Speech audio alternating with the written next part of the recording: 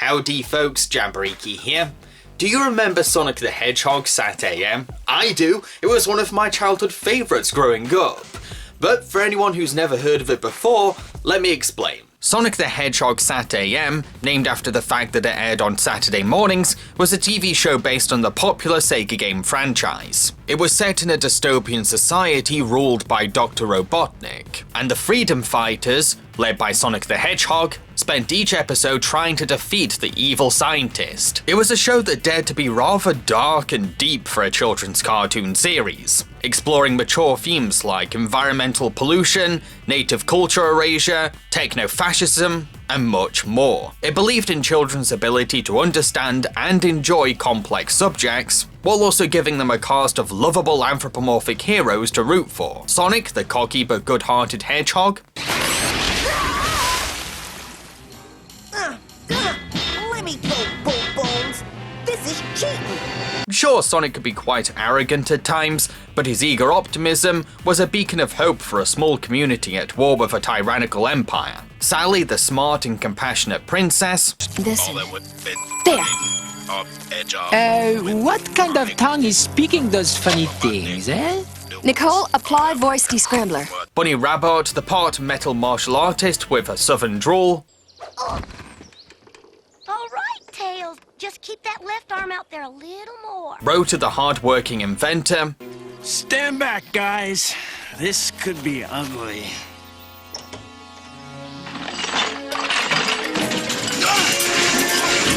and the adorable Tails the Fox, who faces a coming-of-age arc throughout the show's run. It's a grid interlock. No touching. No problemo. Got it! Yo, the old lights are still on.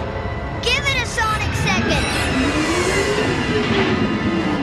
But the character who stole the spotlight was certainly Dr. Robotnik, a highly threatening presence on the show, as well as the butt of Sonic's jokes. An antagonist that's a fine line between being quite scary for young kids and a little bit silly at the same time. He could be creepy as all hell, but there was something entertaining about how much joy he got from being evil. Within 24 hours, I will control every inch of this planet. Every inch. I also loved how the series expanded its setting into a rich world made up of various cultures, legends, and mysteries, giving our heroes a grand-scale environment to explore and lots of hidden treasures to find. My only grievance with the show is the character of Antoine, a useless coward who thinks way too highly of himself despite mainly being an annoying burden on missions. Hello. It was just a clever way to get in your arms, my princess. I did not find his incompetence funny, especially when he puts our heroes in danger several times. In spite of Antoine's presence though, I consider this to be a brilliant animated show and respect how much it was willing to challenge the norm for children's entertainment. In this video, I'm going to be counting down my personal top 5 favourite episodes of this show. Let's juice it! Number 5. Sonic's Nightmare. Sonic is being haunted by a troubling bad dream in which his worst fears are being tapped into. When Sally leads the Freedom Fighters on a mission to stop Robotnik from creating acid rain, they get captured by the SWAT bots. So Sonic has to come rescue them, but his nightmare suddenly attacks his consciousness. Can he snap out of it? Sonic has often been a character who dismisses worries, playing things cool even if they're at their worst. But this episode shows a different side to him. Sonic! It's Sally! Can you hear me? Sonic. Sonic. The nightmare itself is quite chilling for a kids show, being very reminiscent of most people's worst dreams, making it very relatable, showing children that even their heroes can be afraid. But I also admire how the show never stops to over-explain the nightmare, confidently letting kids make up their own theories, or read into it in their own way. I really respect that. You know, I'm no expert, Sonic, but my guess is that your bad dream was some kind of a warning. So, from now on, you'll think before you act, right? Number 4. Ultrasonic. The Freedom Fighters are on a mission and end up finding Sonic's roboticized Uncle Chuck. After helping him remember who he is, the gang team up with Chug to stop Robotnik from taking a giant diamond for his evil plans, which could disturb the ecosystem. This is certainly the episode that most people associate with the show, mainly because there's something tragically dark about Chuck's robot state. And there's something disturbing about the idea of a family member being trapped in the body of a robot programmed for evil. But what I love the most is that once Chuck regains control of himself, his major concern is to carry on defeating Robotnik, not rescuing him or turning him back to normal, but doing the right thing. It's this noble bravery that makes him one of the show's most beloved characters. There's also a lot of tension throughout the mission, because Chuck could go back rogue any second, turning him against his fellow freedom fighters and giving the team a huge disadvantage. Sonny, after you get them, come on back here. You got it. Uncle Chuck, you feeling okay? Fine, don't worry about me. We don't have much time. However, the real heart of the episode is the ending, in which the usually chipper Sonic, who brushes off most of his problems, is shown crying over the grief of going back to Knothole without his uncle, exposing the supposedly invincible hedgehog as very sensitive deep down. I should have saved him.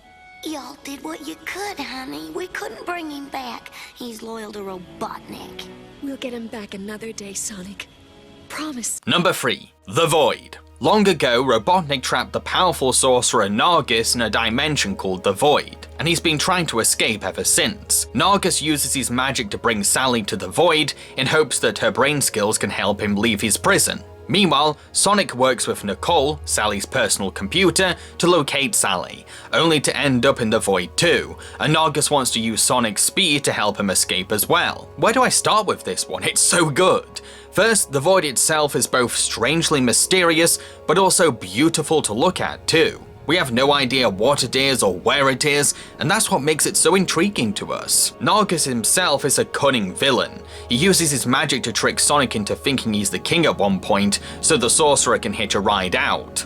But what I adore the most about Nargus is how he makes Robotnik himself tremble in fear, which shows how intimidating he really is. And Nargus's revenge is so satisfying to watch if you truly resent Robotnik. The episode also gives Nicole and Sonic a chance to bond, with Nicole learning to talk more Sonic's language, which is both very funny and helps develop Nicole's AI personality into a hipper character. What's up, Nicole? Receiving multiple radiant forces. In English.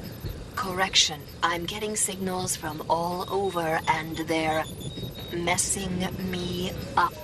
Now that's English. But this is also a very emotional episode, as Sally finally reunites with her father King Acorn at long last. Something we've been waiting and wishing for since the beginning. It's really me, Sally.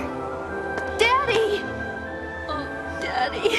Only for the episode to crush our spirits, as it's revealed that the king can't stay, and must return to the Void. Sonic, look! I'm turning to crystal.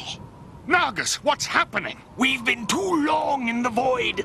We cannot exist in this world. Number 2. Supersonic. When the freedom fighters hear of an electronic spellbook belonging to a powerful evil wizard called Lazar, Sonic is eager to steal it for Knothole's defense, but it also turns out that Robotnik has got to the computer first. There's a lot to praise about this episode. The intensely dangerous obstacles that guard Lazar's lair make Sonic's mission overwhelmingly scary, while Lazar's guardian serves as a menacing protector of his master. Plus, giving Robotnik the spellbook means that he's maybe at his most dominant, with so much supernatural magic in his hands. But what I admire the most about this episode is that it turns out that Lazar's slumber actually changed him from being evil to good, sort of reforming himself in his very dreams, which is quite a deep and spiritual character development, especially when villains usually don't grow on their own. Evil I was once, but dreamed for centuries I did. Regret the evil I do. Plus, the episode even punishes Sonic for attempting to steal the spellbook, with Lazar removing his speed until he retrieves the wizard's property, which means that Sonic is at a huge disadvantage, at a time when Robotnik has the leverage of the spellbook and the hedgehog must think on his toes. It's a great episode that explores how even the good-hearted Sonic can commit crime, and villains don't always need a hero to help them see the error of their ways. Stay with us, Lazar. Join the freedom fighters. For Mobius it is bad. Guard it I must. It's a surprisingly unconventional morality lesson for a Saturday morning cartoon. Number 1. The Doomsday Project. In this last ever episode, Sonic and the Freedom Fighters attempt to destroy Robotnik's Doomsday Project, a machine that can cause destruction and carnage around the world. This really does feel like a series finale, the climax we've been waiting for. The whole episode has this ominous atmosphere in which we're excited to see how the Freedom Fighters will defeat Robotnik, but also fearful about what could go wrong. Definitely not cool. A straight assault won't work, Princess. We'd never get past the security. You're right, Ari. Let's switch to Plan B.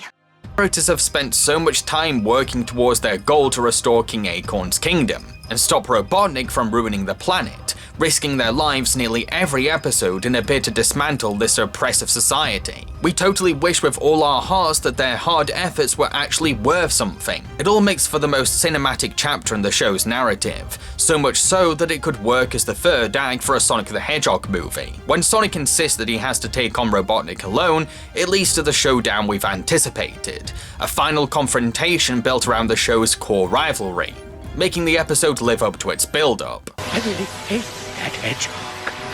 I hate him. I hate him. Hate him!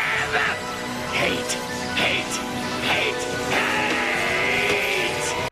Over, there's such a relief. It's almost hard to believe, after so many episodes of watching these characters live under Robotnik's reign in an apocalyptic nightmare. You see, there was going to be a season 3 after this episode, but unfortunately, the show got cancelled, and we're left with a lot of loose ends. From the fact that King Acorn is still in the void, to how the show officially concludes with Robotnik's servant Sniffly taking the villain's helm, and hinting at an evil presence at his command. But despite this, I still think it's a really great end to the series, proving that sometimes TV shows will leave the best episode to last.